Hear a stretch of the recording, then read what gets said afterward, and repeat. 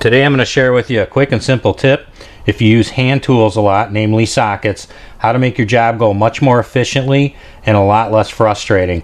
I said I was going to do this years ago and I finally got around to doing it. My sockets are all now properly labeled where I can see them from many feet away exactly what size they are. I know if they're standard or metric, and I can also tell what drive the socket is.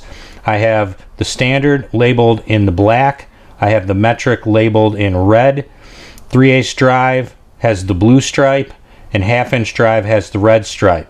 This way, if I need to get a socket, I don't have to fumble around for minutes at a time trying to find the right socket. I can instantly get it, and then when I'm done, I know exactly where to put it back. And since doing this, I found 3 10mm sockets I didn't even know I had, because somehow the socket got put on the rail in the wrong space, and then you don't see it in between the two sizes, like, you know, the one before it or the one after it, and you can't find it and you start looking elsewhere.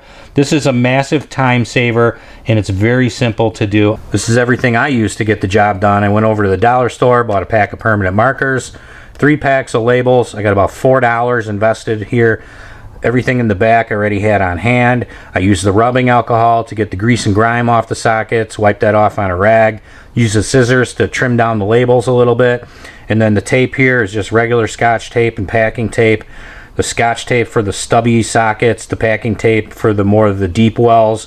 I only had to go around the socket maybe about 2 times with the tape. So all that said, when I go to open this drawer and I need to get a socket, I can find it within a second or two. I can put it back within a second or two.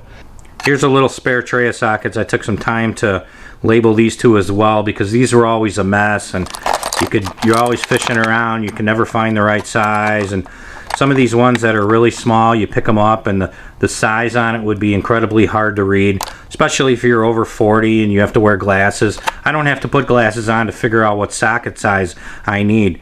I've got just your regular screwdriver ones labeled in the blue, hex ones labeled in like a gold. My Torx are labeled in green. Once again, metric is labeled in red, standard is labeled in black. I think there might be something else in here too as well, but I can easily go through here and I can find what I need very quickly.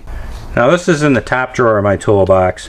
In these plastic trays here, these were part of a mobile mini toolbox which I used to use every single day. And when I was doing jobs, time was money. The more time you spent on a job, the less money you made. So if I needed to get a tool, for instance, I knew I needed to get a socket, I could instantly reach for these sockets and get one in just mere seconds. These labels on here on these sockets have probably been on here for 10 to 15 years. I only recently redid these last 3 here, which are more commonly used ones, like your 15, your 13, and your 10. So we got the 1/2 inch set right here. I've also got the 1/4 inch set, which have all been labeled like this in standard, and another metric rail. Some deep well sockets. For instance, if I'm looking in here and I go, oh, I need the 10mm, here it is. There's the 10mm. Oh, I need the 7mm. Bang, there it is. You know, if I have to fish through here and find a certain size, what size is it? It's 1/4 inch. Now, before I took the time to do all this, there are other methods which you can use to label your sockets. One of them namely being you can paint in the grooves where it's embossed. The reason I didn't do that is because on the real small sockets, it's very small, and on certain sockets, the embossing is not that deep. So if you paint them in, it might only be good when the socket's new and fresh, but once you get some grease on it, it makes it hard to read.